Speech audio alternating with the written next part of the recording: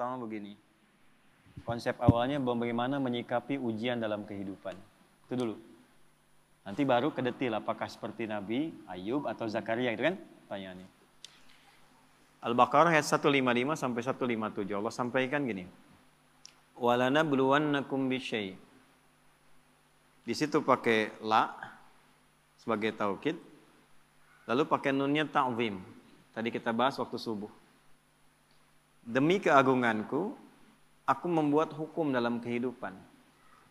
Setiap hambaku yang ingin sukses, dia mesti mengeksplor kemampuannya meraih kesuksesan itu dengan melewati tahapan-tahapan kehidupan. Itu yang kita sebut ujian. Sebab kalau tidak diuji, tidak mungkin kita bisa meraih apa yang kita harapkan. Anak-anak mau jalan kan latihan dulu. Mau bicara latihan dulu. Anak sekolah lulus latihan dulu. Itu hukum kehidupan. Dengan berlatih itu semua potensi di diri kita hidup. Itulah adilnya Allah. Kalau nggak dibegitukan, ini nggak kuat nih. Kaki nggak kuat jalan. Tangan nggak berfungsi. Otak nggak berfungsi. Dibuat sistem kehidupan kita itu berjalan. Lewat apa? Ujian. Jadi sebetulnya ujian-ujian yang kita hadapi itu satu secara fitrah Allah siapkan untuk memperkuat diri kita dan sistem bagian tubuh kita. Satu itu. Yang kedua, ujian hidup itu sebetulnya mengantarkan kepada setiap harapan dan kesuksesan yang ingin kita raih. Jadi kalau kita berdoa nih ya, Allah kasih hukum gini. Ya Allah, saya pengen lulus ke kampus A. Bagaimana jalan ke sana? Nah, itu sistemnya ada ujian khusus tuh. Ini yang dipelajari. Kamu tingkatkan belajarnya begini, ya, spend waktunya seperti ini, atur waktunya begini, yang dipelajari begini, mekanismenya diberikan instrumennya kepada kita. Otaknya dikasih, jalannya dikasih, pikirannya dikasih, hidup semua itu. Jadi kalau cuman pengen lulus tapi nggak ikut sistem ini, nggak akan masuk. Bisa ya? Nanti sama semuanya. Yang pengen pintar ada jalannya, yang pengen kerja ada, yang pengen sukses ada, dibuat sistem seperti itu sehingga sibgoh kehidupan dunia kita untuk tatanan kehidupan ini semua hidup. Ya, ide muncul, pembangunan muncul, kreativitas muncul. Maka Allah sampaikan, walanabluwannakum bisyai'. Semua orang yang hidup, yang ingin mengharapkan sukses, ingin berhasil, pasti akan melampaui dan melewati ujian-ujian dalam kehidupan. Contohnya apa? Kegelisahan. Ju', rasa lapar. Bisa diartikan aset yang berkurang. Ya, naik turun dalam kehidupan. Kemudian naqsi minan amwal, yang tadinya naik, matang, turun. Ya, itu diuji itu supaya apa? Ada dua tuh. Ya, satu supaya kemampuan potensi kita itu hidup lagi. Kalau nggak gitu nggak keluar ide-ide kita itu. Nggak keluar kemampuan kita. Makanya uniknya perusahaan-perusahaan hebat kadang-kadang bikin studi, bikin masalah. Coba cari perusahaan besar itu. Kadang-kadang bikin masalah dulu nyelesain sendiri. Supaya apa? Muncul ide baru. Nah, Allah sudah bikin fitrah dalam hidup. Diciptakan itu supaya semua potensi kita keluar. Yang kedua, sebetulnya jawaban dari doa kita. Nggak ada satupun ujian kecuali sesuai dengan permintaan kita. Itu adilnya Allah. La yukallifullahu nafsan illa usaha. Allah nggak mungkin nguji kecuali sesuai kemampuan yang jadi kebutuhan kita. Apa butuhnya, apa pengennya, sesuai sifat ujiannya. Jadi kalau Anda sekarang mengalami masalah, sebetulnya masalah itu disiapkan oleh Allah untuk mewujudkan doa-doa kita. Harapannya pengen apa, ini ujiannya. Dan kita mampu melakukan itu. Ya, makanya tadi di surat Al-Insyirah waktu subuh kita bahas itu harus optimis. Begitu diuji, yakin saya bisa. Karena nggak mungkin Allah titipkan kalau tidak mampu menjalaninya. Jadi jangan pernah kita mencela satu persoalan hidup yang diujikan. Karena sesungguhnya ujian itu hasil dari permintaan kita sendiri. Saya pengen nikah ya Allah, tentukan tanggal sekian. Dikirim, ya, lewatin ini nih. Ya, nah ujian yang diberikan kepada Razik itu tidak akan diberikan kepada Fauzi. Gak akan sama ujiannya. Yang satu pengen lulus ujian, kampus pengen cepat wisuda. Yang satu pengen wisuda anak orang. Ya kan? Nah itu ujiannya beda. Gak akan sama. Masalahnya pun beda. Jadi ketika melewati masalah itu sebetulnya ingin mengabulkan doa yang diminta. Nah, jadi jangan pernah menyalahkan masalah. Gara-gara ini nih saya begini. Tidak, nanti hikmahnya datang belakangan. Nah ilmu hikmah itu mahal. Hikmah itu tingkat ilmu tertinggi. Kalau belum paham, yakini dulu, lewatin dulu, baru nanti hikmah datang belakangan. Nah sekarang baru kita masuk mas. Sebelum ke Nabi Zakaria dan Nabi Ayub tadi, bagaimana menyelesaikannya? Ya, Allah kasih contoh dulu. Nanti kamu kegelisahan pasti ada. Ya, lapar itu ada, gitu kan? Kemudian ujian berkurang harta, kadang naik, kadang turun ada, gitu. Dikurangin dulu nih supaya kreativitas muncul, nanti diakumulasikan lagi. Ya, kalau nggak begitu nggak akan kreatif.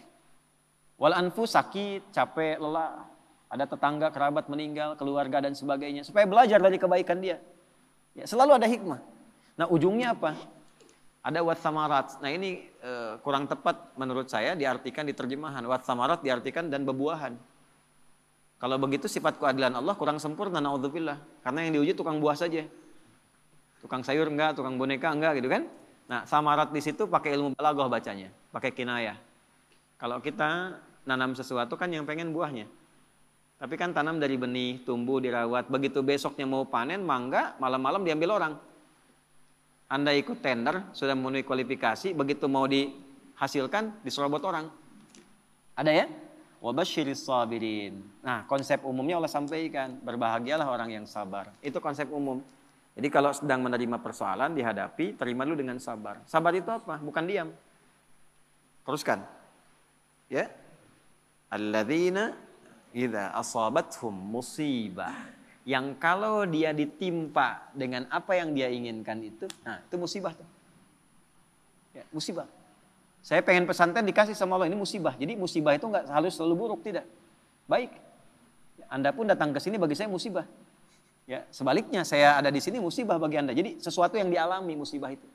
Kalau mengalami apapun, dia langsung punya keyakinan, inna lillahi wa inna ilaihi raji'un.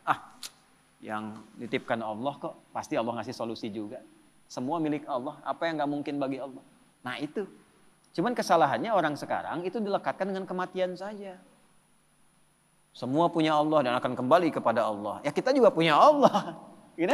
Pekerjaan kita punya Allah. Masalah Allah yang kasih untuk mewujudkan kita. Solusinya punya Allah. Maka yang dibangun oleh Allah pertama kali kesadaran paripurna kita. Kalau sedang diuji, ingat kepada yang uji. Apa tujuannya diuji? Belajar dulu fikihnya. Supaya siap dengan itu. Nah sekarang banyak orang ingin meraih hasil tanpa melewati ujian. Gitu. Coba yang mau nikah ini. Nah, kan? Pengen nikahnya aja tapi belum belajar fikih nikah. Padahal Quran lengkap itu. Sebelum menikah pelajari tugas suami ini, tugas istri ini. Nanti akan ada masalah antara istri dengan suami. Masalahnya begini, begini, begini. Nanti akan ada masalah antara menantu dengan mertua. Masalahnya begini, begini, begini. Kalau kamu nanti mengalami itu solusinya begini, begini, begini. Sekarang jarang dipelajari. Pengennya cepat nikah aja. Tanggal tentukan, ini tentukan. Pelajaran belum ada. Dulu orang tua kita, kenapa ketawa? Dulu orang tua kita itu begitu kemudian mengkhitbah, dipacari, dikasih daun pacar yang perempuan. Lalu diajari rumah tangga 40 hari. Yang laki-laki belajar untuk memaksimalkan nafkah. Nah dalam masa menunggu itu disebut pacaran. Belajar fikihnya begini, ininya begini. Makanya dulu tuh banyak sekali pernikahan-pernikahan yang abadi dan langgeng. Kenapa? Karena fikihnya dipakai. Sama babnya kerja tapi tidak belajar tentang fikih kerja. Tantangan gimana? Menghadapi orang iseng gimana? Kalau makin naik, oh ini akan terjadi. Orang nggak suka, ingin menyingkirkan, ingin menyungkurkan, menghambatnya begini. Nanti cara menyelesaikannya begini. Ibadah ritualnya begini, secara intelektual pemetaannya begini, di lapangannya akan begini. Itu ada semua. Dan hebatnya adanya di Quran. Nah, makanya orang-orang yang kembali kepada Allah, dipuji oleh Allah. Ayat 157-nya. Ulaika alaihim salawatum mir rabbihim wa rahmah. Orang-orang yang memetakan mitigasi persoalan dan menerima optimis dia selesaikan, dipuji oleh Allah dibandingkan orang yang berkeluh kesah. Jadi sabar itu bukan diam. Sabar itu mengkontemplasikan, terima. Karena nggak diterima pun jadi masalah kita juga. Dan yang pengen itu kita juga. Terima dulu. Nanti setelah itu terhubung dengan Allah, sholat. Karena itu sholat disandingkan dengan sabar untuk menyelesaikan masalah. Ada di mana? Al-Baqarah 45. Ya, wasta'inu bisabri wassalah. Kalau engkau punya masalah, terima dulu. Bukan cuma engkau, yang lain juga punya masalah. Kan engkau juga yang minta. Nanti bawa solusinya lewat sholat, minta sama Allah petunjuk. Kalau belum yakin di soal imannya, Al-Baqarah 153. Ya ayyuhalladzina amanu sta'inu bisabri wassalah. Katanya engkau yakin dengan saya. Engkau yakin percaya kepada saya. Saya kasih kok nggak yakin juga. Di mana imanmu kata Allah? Nah, setelah itu dikasih rincian jenis persoalannya. Ini orang-orang dulu yang punya masalah. Kamu pernah sakit? Aku ujikan kepada Ayub. Kamu pernah punya persoalan di rumah tangga tentang keturunan? Aku ujikan di Zakaria. Muncullah pertanyaan Anda tadi, apakah harus seperti Nabi Ayub atau seperti Nabi Zakaria? Balik ditanyakan sifat masalahnya apa.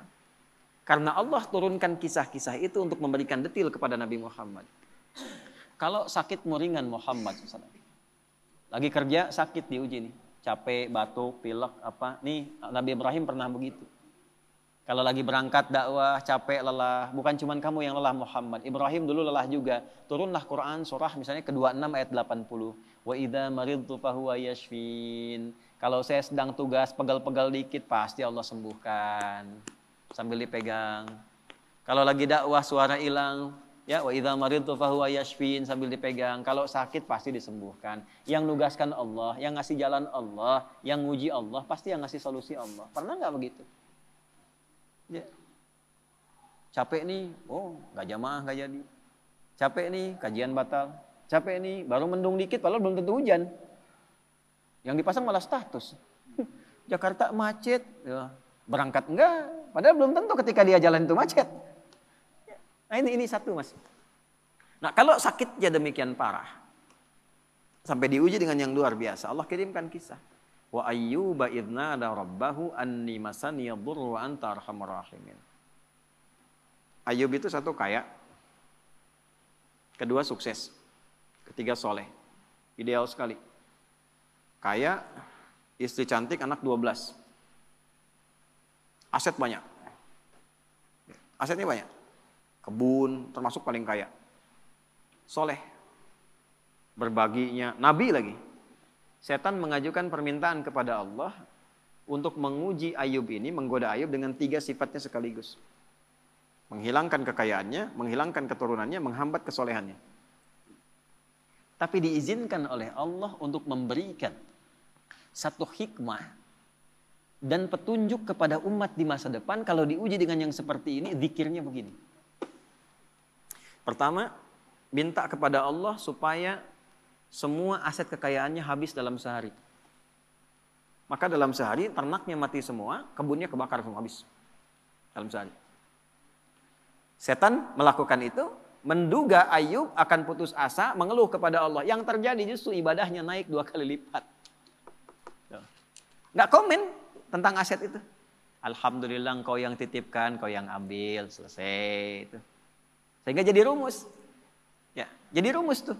Nih rumus Ayub tuh begini. Contoh nih ya. Ini sendal di depan nih. Itu titipan dari Allah bukan? Kalau titipan yang punya siapa? Allah. Nitip nih, kalau nitip diklaim sama yang dititipi, benar nggak? Tidak kan? Ya kan? Kalau yang dititipi berarti kan akan mengembalikan kan? Nah, kalau dikembalikan dalam keadaan rusak, seneng nggak yang nitipkan? Tidak. Saya nitipkan untuk dipakai pada yang baik, dipakai untuk nyuri, seneng nggak? Tidak. Begitu dititipkan dan berhasil mengolah itu, diambil sama yang menitipkan, alhamdulillah. Ya Allah, engkau titipkan kebun, aku sudah pakai sesuai dengan apa yang engkau perintahkan. Aku rawat, aku tanam, aku bagi, aku share, aku sedekah. Sekarang kau ambil lagi, alhamdulillah, sukses saya menjaga titipan. Dan Allah mengatakan kalau sukses aku ganti lebih di akhirat. Jadi milik kamu, lebih indah lagi. Jadi Nabi Ayub tuh melihat sesuatu itu titipan Allah saja. Kalau hilang, alhamdulillah cari dulu. Kalau nggak ketemu, alhamdulillah tugas selesai. Titipan selesai. Yang penting hisabnya ringan. Itu Ayub. Malah nambah soleh. Ya. Nah, bisa nggak itu kita bawa dalam kehidupan sehari-hari? Ya, makanya kata Nabi, ajaban li amril mu'min, orang beriman tuh sempurna, mengagumkan perkaranya. Kalau dapat kesuksesan dia bersyukur, jadi nggak berlebihan. Allah juga yang nitipkan kok. Kalau diuji dengan persoalan dia bersabar, yang punya Allah juga kok. Gitu. Jadi sama aja antara ada dengan tiada, sama aja. Dinikmati aja. Nah, dalam menjalani itu butuh penyesuaian. Disitulah ada pahala. Ya. Kalau nggak ada ujian nggak ada pahala. Nggak ada pahala. Nggak tahu caranya kita berdoa, berkeluh kesah, minta dan sebagainya. Jadi saya kembali kepada awal ketika Anda bertanya tentang sikap Nabi Ayub. Secara konseptual dari Al-Quran yang pertama kali adalah satu. Jika dihadapkan pada ujian kekayaan, ini yang harus dilakukan. Kalau jatuh pun begini caranya. Kalau sedang maju di atas bersyukur. Jangan terlalu angkuh, jangan sombong dan sebagainya. Kata kapan-kapan Allah bisa ambil, itu loh hikmahnya. Kalau diambil pun jangan banyak disesali. Toh yang punya bukan kita kok. Ya, belajar sama tukang parkir. Datang mobil beda-beda biasa aja. Ya. Nggak ada tukang parkir begitu Alphard pergi langsung marah katanya, "Woi, ngapain diambil?" Nggak ada, biasa aja. Gitu. Nggak ada bangga sampai selfie dengan mobil orang gitu, biasa aja. Dapat titipan, begitu waktunya diambil, pulang selesai. Itu problemnya kadang-kadang, nah ngajinya nggak sampai ke situ. Fikih syukurnya banyak, fikih sabarnya nggak dipelajari. Itu satu. Yang kedua, begitu naik meningkat, ya Allah minta anaknya meninggal dalam sehari semua. Diuji meninggal semua sehari Pak, 12 sih. Dikira akan down, ternyata naik 2 kali lipat, berarti udah 4 kali lipat dari sebelumnya. Tinggal yang terakhir, ya Allah kok masih naik nih, bikin sakit ya Allah. Saya minta ngajukan yang terakhir sakit. Yang sakitnya tidak pernah dialami oleh orang sebelumnya, gak akan dirasakan oleh orang setelahnya. Ya. Istrinya datang mengatakan, Pak, kenapa nggak memohon pada Allah sembuh? Ditanya balik, kita itu senang, sehat, syukur berapa lama? Dijawab kurang lebih 20 tahun. Ada riwayat mengatakan 70 tahun. Sekarang diuji dengan hilang ini, ujian sabar dan saya sakit berapa lama? Ada riwayat mengatakan 7 tahun, ada riwayat mengatakan ya, sekian belas tahun. Kata Ayub begini, nanti aja kalau ujian sabarnya sudah sama dengan ujian syukur, baru saya minta sama Allah. Malu, dikasih 20 tahun senang, kaya, baik, kan? Tapi baru dikasih masih 15 tahun, 7 tahun dalam riwayat sebagian mengatakan, baru dikasih segini kita sudah mengeluh. Entar aja kalau sabarnya udah sama dengan syukur sehingga seimbang. Tapi ketika sakitnya sudah mengganggu beliau untuk melaksanakan rutinitas ibadahnya. Tadinya masih bisa bangun, sekarang sakitnya sudah nggak bisa menahan berdirinya. Sholatnya sudah susah dan sebagainya. Baru Ayub minta kepada Allah. Dibukalah dengan fathah, bukan dengan dhammah. Kita tahu yang ngaji nahwu, setiap kalimat dalam bahasa Arab digunakan dhammah di awalnya, namanya mubtada. Tapi khusus ayat ini pakai fathah. Wa ayyuba, bukan wa ayyubu. Fathah itu membuka sesuatu sebagai inspirasi. Wa ayyuba. Dan aku buka kisah Ayub sebagai inspirasi untukmu. Kalau engkau mengalami persoalan yang sama, lakukan seperti Ayub menjalaninya. Idznada rabbahu anni masaniya dhurru wa anta arhamur rahimin. Ketika Ayub bermohon kepada Allah kesembuhan untuk ibadahnya, bukan sekadar sembuhnya. Anda sakit berobat ke dokter. Pengen sembuh atau pengen dekat sama Allah? Beda tuh. Ya, saya sakit nih. Diberi sakit oleh Allah nih. Minta sembuh. Semua orang minta sembuh yang sakit. Tapi jarang ada yang minta sembuh untuk meningkatkan ibadahnya kepada Allah. Ya Allah saya pengen sehat supaya tahajud. Ya Allah saya pengen sehat supaya pengen baca Al-Quran. Tarik ke situ. Nah ketika ditarik ke aspek ibadah, apa yang terjadi? Ya. Dan kalimatnya indah. Wa anta arhamur rahimin. Ya Allah, aku pengen meningkatkan ibadah kepadamu, tapi penyakit ini menghambat, sedangkan kau yang paling sayang kepadaku. Kalau dengan yang paling sayang tidak mengabulkan, kepada siapa lagi aku mesti minta? Itu pakai fa, subuh tadi kita belajar. Fastajabna, nggak pakai jeda, langsung dijawab. Fastajabna lahu. Kami langsung jawab. Fakashafna ma bihi min dur. Yang hilang-hilang, yang terasa sakit, habis semua, diselesaikan. Yang paling menarik, wa atainahu wa ahlahu mithlahum ma'ahu. Kami balikkan lagi keluarga yang tadinya hilang. Tadi kan 12 anak itu meninggal dalam sehari kan? Tiba begitu sembuh, berhubungan lagi dengan istrinya hamil lagi, begitu hamil kembar 12 kali hamil, jadi 24. Yang tadinya 12 meninggal, sekarang lahir baru anak 24. Oh, Zik, 24 tuh. Ya. Setelah itu apa? Karena Ayub ini dikenal dermawan, bagus, suka berbagi, maka orang viral, Ayub sudah sembuh, datanglah nengok. Datang itu bawa sesuatu. Ada yang datang bawa hasil kebun, datang mau nyerahkan, kaya lagi 2 kali lipat dari sebelumnya lagi. Dan ditutup dengan kalimat ujungnya, wa dzikra lil abidin. Kami tidak khususkan ini untuk Ayub, tapi bagi setiap hamba kamu yang punya persoalan serupa, lakukan zikirnya Ayub. Ujiannya apa? Sakit. Ujian harta. Sedang turun, omset dan sebagainya. Ya kan? Atau dengan hal tadi yang disebutkan, maka zikir Ayub bacakan. Apa zikirnya? Ya? Anni masaniya dhurru wa anta arhamur rahimin. Itu. Jelas ya? Oke. Zakaria berbeda. Zakaria ujiannya di rumah tangga, istri divonis tidak mungkin punya keturunan. Wa mraati aqir. Istriku divonis, menopause dan mandul. Secara medis gak mungkin. Maka apa yang dilakukan? Membangun pendekatan kepada Allah. Sholat. Ya. Tapi kalimatnya indah. Rabbi la tadharni fardan wa anta khairul warithin. Ya Allah, jangan biarkan aku sendiri untuk memperjuangkan risalah dakwah ini. Aku pengen ada penerus, aku pengen punya keturunan. Itu bukan sekedar punya anak ya Allah. Supaya ada legasi dakwahku yang diteruskan oleh anak-anakku. Gak berhenti memperbaiki masyarakat itu. Ya itu kuncinya. Kalau cuma pengen punya keturunan, yang lain minta banyak. Tarik ke unsur ibadah. Tarik.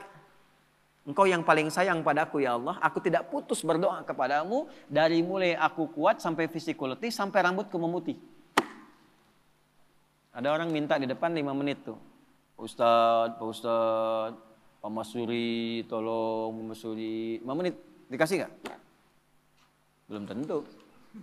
Tapi 24 jam di depan, tangannya begini, Pak Masuri gitu, tolong 24 jam. Dikasih nggak? Keterlaluan kalau nggak ngasih. Ya kan? Allah punya sifat Rahman dan Rahim. Ini ada hamba minta begini, ya Allah, dari mulai rambutku menghitam sampai memutih, fisikku kuat sampai letih, aku tetap yakin bahwa Engkau akan mengabulkan doaku. Aku tidak minta banyak ya Allah, aku minta keturunan supaya bisa meneruskan dakwah bagi orang-orang untuk bisa menyembahmu. Langsung jawabannya sama dengan yang tadi Ayub. Fastajabna. Gitu. Tapi isiannya apa? Yusari'una fil khairat. Diisi dengan dharma bakti kebaikan. Ya, inilah salah satu yang sanadnya ke Syekh Nawawi Al-Bantani. Ya, jadi kalau pengen cepat doa dijawab, salah satunya bukan sekedar doa. Sertakan dengan kebaikan. Bisa dengan infak kalau ada harta. Ya, bisa dengan ibadah tenaga, sholat tambah, baca Quran tambah. Supaya Allah mempercepat pengabulan doa. Nah itulah wasilah. Ada konsepnya di Quran surah 5 ayat 35. Ya ayyuhalladzina amanu taqullaha wabtaghu ilaihil wasilah. Hei orang beriman, kalau punya hajat, punya keinginan, tingkatkan takwamu kepada Allah. Dan jadikan takwa itu sebagai wasilah. Bentuknya apa? Takwa dengan tenaga, amal solehnya, sholat. Kan nggak bayar sholat.